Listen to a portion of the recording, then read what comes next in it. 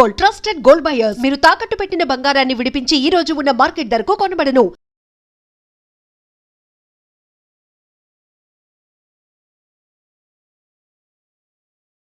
నమస్కారం, welcome to I dream. ధర్మ మార్గం విత్ విజిత కార్యక్రమానికి స్వాగతం. ప్రస్తుతం మనతో పాటు ఉన్నారు ప్రముఖ జ్యోతిష్య వాస్తు పండితులు బ్రహ్మశ్రీ అన్నవరపు తిరుపతి మూర్తి అవధాని గారు. ఇప్పుడు వారితో మాట్లాడి మరిన్ని విషయాలు తెలుసుకుందాం. మనకున్న సందేహాలన్నింటినీ కూడా నివృత్తి చేసుకునే ప్రయత్నం చేద్దాం. నమస్కారం గురుగారు. ఓం శ్రీ మహాగణాధిపతయే నమః. గురుగారు, లక్ష్మీదేవి మనకు కలగాలి అనంటే, ఆవిడ అనుగ్రహం కలగాలి అనంటే, అనుకున్న విధంగా మనకు డబ్బులు సమకూరాలంటే అసలు ఏం చేయాలి అని మనం కొన్ని వీడియోస్లో మాట్లాడుకోవడం జరిగింది. సరే, మీరు చెప్పినట్టుగా విధానాలు ఆచరిస్తాము, లక్ష్మీదేవి అనుగ్రహం కలుగుతుంది, మనకు అనుకున్న విధంగా ఆ డబ్బు సమకూరుతుంది. మరి వచ్చిన డబ్బు నిలవకుండా ఎక్కడికక్కడ ఇప్పుడు ఒక 50,000 సంపాదించాము అని అంటే అందులో 40,000 కాస్త ఈఎంఐలకని, ఇళ్ళ రెంట్లకని రకరకాలుగా వెళ్ళిపోతూనే ఉన్నాయి తప్ప డబ్బు అనేది ఎక్కడ మిగిలేటట్టుగా కనిపించట్లేదు ప్రస్తుత రోజుల్లో. నిజంగా ఇలా అవ్వకుండా ఎక్కడికక్కడ మంచి ఒక ప్లానింగ్ ప్రకారంగా వచ్చిన డబ్బు నిలవాలి, మన ఖర్చులు అన్నీ కూడా తగ్గాలి, పొదుపుగా ఉండాలి అని అంటే ఏం చేస్తే బాగుంటుందంటారు? కోపం రాదుంటే ఒక మాట చెప్తారమ్మా. ఇవాళ వాతావరణం ఎలా ఉందంటే నిరంతరం యుద్ధ ప్రతిపాదిక. యుద్ధం చేయకపోతే మనకు బ్రతుకు లేదు. ఇవాళ మీరు, నేను, ఆయన, ఈయన ఎవరైనా సరే ప్రతిరోజు లేచిన దగ్గర నుంచి రాత్రి వరకు యుద్ధం చేస్తూనే ఉండాలి, పోరాడుతూనే ఉండాలి. పోరాడట్లేదా వేరే వ్యక్తికి మనం ఆహారం అయిపోతున్నాం. ఇందులో ఒక మనిషిని తప్పు పట్టడానికి కూడా మన దగ్గర అర్హత లేదమ్మా. ఎట్లా అంటే మీరున్నారు, నేనున్నా, మనకి వాళ్ళ భగవంతుడి వల్ల ఈ ప్రజెంట్ ఉన్న పరిస్థితుల్లో ₹1 అవసరం లేదనుకుందాం. కానీ ఇంకొక వ్యక్తి ఉంటాడు, అతనికి కుటుంబ జీవన విధానం నడవాలి అని అంటే అతనికి టార్గెట్ పెడతారు, నెలకి ఇన్ని క్రెడిట్ కార్డులు అంటగట్టాల్సింది ఎవరికైనా సరే టార్గెట్. అతను అట్లా అంటగట్టకపోతే అతను కుటుంబం పోషణ వెళ్దు. అతను కుటుంబ పోషణ కోసం, భార్య బిడ్డల కోసం అతను ఏదో ఒక రకాలు, నీకేం పర్లేదు నేను చూసుకుంటా, అంత దీని ఎంత అవుతుంది అని చెప్పి మీకు అంటగట్టేశారు. బాగానే ఉంది. అప్పటి వరకు కూడా మనకు లేనిపోయిన అవసరాలన్నీ కూడా అప్పుడు మనకు ఆ క్రెడిట్ కార్డు మన దగ్గరికి రాగానే మనకు అవసరాలు గుర్తొస్తున్నాయి. మనకి ఎందుకు మంది కాదు కానీ పక్కన పడేట్లా, మనం కూడా పక్కన పడేస్తున్నావా? పక్కన పడేట్లా. అది చూడంగానే 45 రోజులు టైం ఉందిగా, మనం వాడుకుందాం, కట్టేద్దామని అనుకుంటున్నాం. క్రెడిట్ కార్డ్స్ పైన ఆఫర్లు కూడా ఉంటాయి కదా, అదే చెప్పి మనం వాడేస్తున్నాం. కానీ 45 రోజుల తర్వాత మనం వాడే డబ్బు మనం కట్టగలమా కట్టలేమా, మనకు వచ్చే ఇన్కమ్ ఎంత ఉంది, ఈ ఇన్కమ్లో మనం ఎన్ని ఖర్చులు పోతున్నాయి, ఎన్ని ఖర్చులు పోతే ఎంత మిగులుతుందో మనం కట్టగలమా అనేటువంటి ఆలోచన చేయట్లా, వాడేస్తున్నాం. కట్టట్లా, వాడు అంత కట్టేసి వెళ్ళిపోయాడుగా, రికవరీ వాడి ఇంకోటి వస్తాడు. ఇక నోటికి ఎంత మాట వస్తే అంత మాట. ఎందుకంటే మీ మీద కక్ష లేదు అతనికి, మీ మీద కోపం లేదు, అతని జీవితం అది, జీవన విధానం. అతను మిమ్మల్ని గట్టిగా ఏదన్నా అరిచో గిరిచో డబ్బు తీసుకెళ్ళకపోతే అతని కుటుంబం గడవదు. వ్యక్తిగతంగా మీ మీద ఎలాంటి కక్షలు ఉండవు, కానీ అతను భుక్తి వెళ్ళాలి కుటుంబం. ఇది జీవితకాలం ఇంతేనా? దీనికి ఎక్కడికైనా ఒక చోటుకి రావాలనుకునేటువంటి దానికి ఇందాక మనం ఒక వీడియోలో చెప్పుకున్నాం, ఇంట్లో దుమ్ము ధూళి ఏది ఉండకూడదు అని చెప్పి. దుమ్ము ధూళి మన ఇంట్లో లేదు అని అంటే కుబేరులు అంటే ధనవంతుల జాబితాలో మనం జరిపినట్టేనండి. ఎట్లా?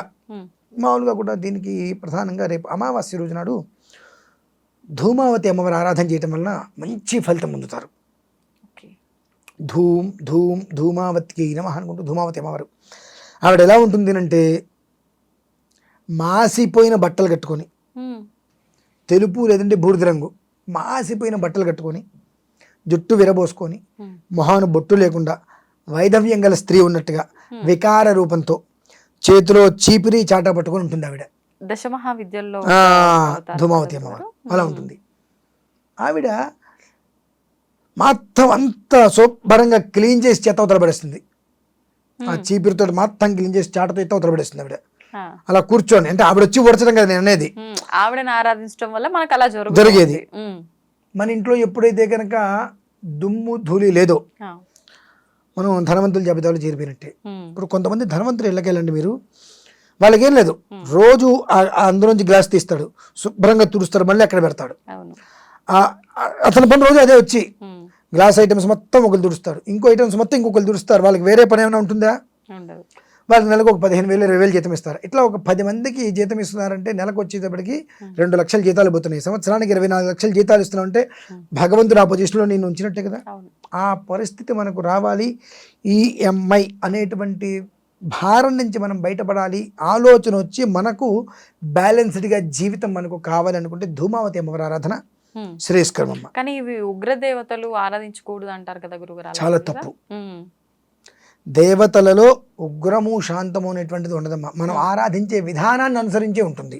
ఓకే. ఇప్పుడు మీకు ఓం నమ శివాయ తెలుసుగా, ఈ ఓం నమ శివాయ 5 అక్షరాలతోటి చనిపోయేటువంటి మనిషిని బ్రతికించవచ్చు, బ్రతుకున్న మనిషిని చంపేయచ్చు. మరి ఓం నమ శివాయ ఉగ్రమా? కాదు కదా. కాదు. అంటే ఆ సాధన చేసేవాడు ఎలా సాధన చేస్తాడో అలా శక్తి వస్తుంది వాడికి, అంతే. ఓకే.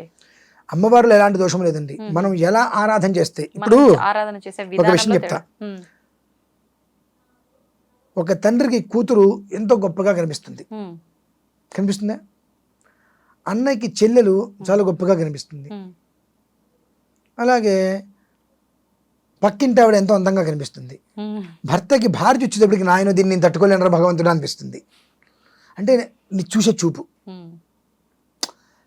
తండ్రికి కూతురుగా స్త్రీనే, చెల్లెలుగా స్త్రీనే, పక్కింటి ఆవిడ స్త్రీనే, నీ భార్య స్త్రీనే. కానీ నువ్వు చూసే చూపు ఎలా ఉంది? ఆ విధానాన్ని అనుసరించి ఒక మనిషికి గొప్పగా ఉన్నత స్థాయిలో కనిపించినటువంటి కూతురు ఇంకొక మనిషి దగ్గర వచ్చి నేను దీన్ని నేను భరించలేనురా అంటున్నాడు. చూసారా? అంటే అక్కడ మనం చూసే విధానాన్ని అనుసరించి ఉంటుంది. మంచిగా చూసామనుకోండి మంచిగానే కనిపిస్తుంది, లేదనుకోండి ఆయన కూతురుగా చూస్తే ఆయన కూతురుగానే కనిపిస్తుంది, నా భార్య అనుకుని చూస్తే అలా గొప్పగానే కనిపిస్తుంది. సో అలానే అమ్మవారి విషయానికి వస్తే మనం ఏ విధానాన్ని అయితే అనుసరిస్తామో ఆ రకంగా ఆవిడ మనకి ప్రత్యక్షం ఇస్తుంది. మరి ఉగ్రంగా ఎందుకు కనిపిస్తారు వాళ్ళు అంటే రాక్షసుల్ని భయపెట్టడం కోసమే. అంటే రాక్షసులు అంటే లోపల ఉండేటువంటి రాక్షసత్వం ఉంటుంది.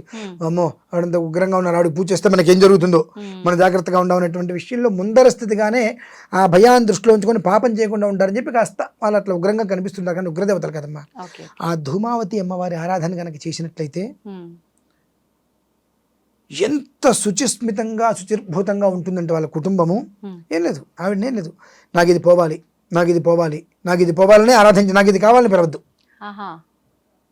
ఆవిడ వరకు వస్తే నాకు ఇది కావాలని చెప్పద్దు. నాకు ఇది పోవాలి, నాకు ఇది పోవాలి, నాకు ఇది పోవాలి, నాకు ఇది అంటే మన చుట్టూతా ఉండేటువంటి నెగిటివ్ పోతేనే పాజిటివ్ లోపలికి వస్తుంది. నెగిటివ్ ఉందనుకో పాజిటివ్ ఎక్కడ వస్తుంది? రాదు కదండి.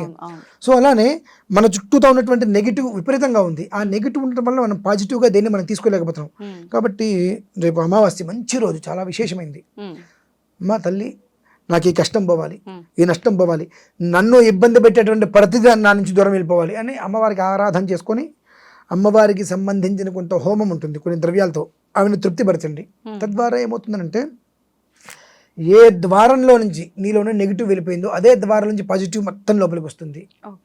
సో ఎప్పుడైతే కనుక నీ ఇంట్లో దుమ్ము ధూళి అనేటువంటిది మొత్తం అడుగు బయటికి గెంటేసిందో నీ దగ్గర లేదు అనే మాట లేదుగా. ఇంకా 100 మందికో 10 మందికో ఎంతమందికో నువ్వు నీ ఇంట్లో ఎప్పుడైతే దుమ్ము ధూళి అని బయటికి వెళ్ళిపోయినాయో నీకు తెలియకుండానే 10 మంది నీ చుట్టూతో ఉంటారు. 10 మంది నీ ఇంట్లో 10 రకాల విధానాలు అనుసరిస్తూ ఉంటారు. 10 మందికి నువ్వు జీతం ఇస్తున్నావు, ఏం చేస్తున్నావు, కానీ 10 మంది కుటుంబాలని నువ్వు పోషించగలుగుతున్నావు. నీ ద్వారా 10 మంది కుటుంబాలు భోజనం చేస్తున్నాయి. అంటే ఆ పరిస్థితి నీకు ఎవరిచ్చారు? అమ్మవారు ఇచ్చింది. ఎందుకు ఇచ్చింది? నువ్వు ఆవిడ్ని ఏం కోరావు? అమ్మా ఇది నాకొద్దు, ఇది నాకొద్దు, ఇది నాకొద్దు. ఇందులో కూడా మీరు కోరింది భగవంతుని ఇవ్వడండి, గుర్తుపెట్టుకోండి. ఇప్పుడు మీ ఇంట్లో ఇంత చంటి పిల్లాడు ఉన్నాడు, 2 ఏళ్ళు 3 ఏళ్ళు ఉంటాయి. వాడు చాకు తీసుకుంటాడు, మీరు ఒప్పుకుంటారా? వాడు నాకు అదే కావాలంటాడు, మీరేం చేస్తారు? వేస్తారు కదా. అదే విషయం మన దగ్గరకు వచ్చినప్పుడు మనం ఒకటి అడుగుతాం భగవంతుడిని, అది మనం ఏమనుకుంటాం, ఇది నాకు మంచిది మనం అనుకుంటాం, కానీ భగవంతుడికి తెలుసు అది మీకు మంచిదో కాదో. సో కాబట్టి అది మీకు భగవంతుడు నేను అడిగింది ఇవ్వవా అని భగవంతుని కోపం. మన పిల్లవాడు కొన్ని తీసుకుంటే వాడికి ప్రమాదం అని చెప్పి మనకు తెలుసు. మనం ఎవరి పిల్లలం? ఆయన పిల్లలం. మరి ఆయనకి తెలియదా మనకేది కష్టమో? కాబట్టి భగవంతుడి దగ్గర విషయం ఎలా ఉన్నా కేవలం ధూమావతి అమ్మవారి విషయానికి వస్తే నాకు ఇది వద్దు, నాకు ఇది పోవాలి, నాకు ఈ దరిద్రం పోవాలి, నాకు ఈ ఒక్క నికృష్టమైన జీవితం పోవాలి, ఈ అప్పులు పోవాలి, ఈ అమ్మైనటువంటి వ్యవస్థ నాకు పోవాలి, ఇది పోవాలి, ఇది పోవాలి, ఇది పోవాలంటే నీలో ఒక రకమైనటువంటి జ్ఞానం ప్రకాశిస్తుంది. ప్రకాశిస్తే నీకు వచ్చేటువంటి 50,000 10,000 1,00,000 ఆ రూపాయిని నువ్వు ఏ రకంగా సర్దగలుగుతావు, ఏ రకంగా రూపాయిని దాచుకోగలుగుతావు అనేటువంటి స్థితిని నీకు ఆవిడిస్తుంది. 1 కోటి రూపాయలు సంపాదించే వరకే కష్టం అండి. ఆ 1 కోటి రూపాయలు జాగ్రత్తగా నేర్పరితనంగా ఫిక్స్డ్ చేసుకుంటే దాన్ని అదే సంపాదించుకుంటుంది. ఆ స్థితి అనేటువంటిది నీకు ఇస్తుంది. అయినప్పటికీ కూడా నేను ఇంకా గొప్పతనంగా ప్రదర్శన చేయాలనుకుంటే ఎవడేం చేయలేడు. నీకు ఈ సమస్యలు వద్దు, కష్టాలు వద్దు, ప్రశాంతంగా బ్రతకాలనుకున్నప్పుడు అవి ఆరాధించు. నీకు ఇవన్నీ దూరం చేసేస్తుంది. నీకు రావాల్సిన ప్రతి ఒక్కటి నీ చుట్టూతా ఏర్పాటు చేస్తుంది. అవి వచ్చిన తర్వాత కూడా దాంట్లో ఆ ఇచ్చినటువంటి దాంట్లో తృప్తి పడకుండా ఇంకా ఏదో కావాలని కోరుకుంటే అప్పుడు నీకు మళ్ళీ యథావిధిగా మొదటికి వచ్చేస్తావు. కాబట్టి రేపు అమావాస్య రోజు నాడు ధూమావతి అమ్మవారి యొక్క ఆరాధన కనుక చేసుకొని ఆవిడికి హోమం చేసి ఆవిడికి ఇవ్వవలసినటువంటి ఆహుతి యజ్ఞద్రవ్యాలు ఆవిడికి సమర్పణ కనుక చేసినట్లయితే ఆ చీపిరి చాటా పట్టుకొని ఇల్లు మొత్తం శుభ్రంగా కడిగి ముగ్గులు వేసి పెడుతుందండి అమ్మవారు. అంత నీట్గా చల్లగా హాయిగా ఉంటారు ప్రతి ఒక్క కుటుంబం కూడా. ఒక్కసారి ఒక చిరు ప్రయత్నం చేసి చూడమండి, వాళ్ళే చెప్తారు అది విషయం అయితే. ధన్యవాదాలు గురుగారు.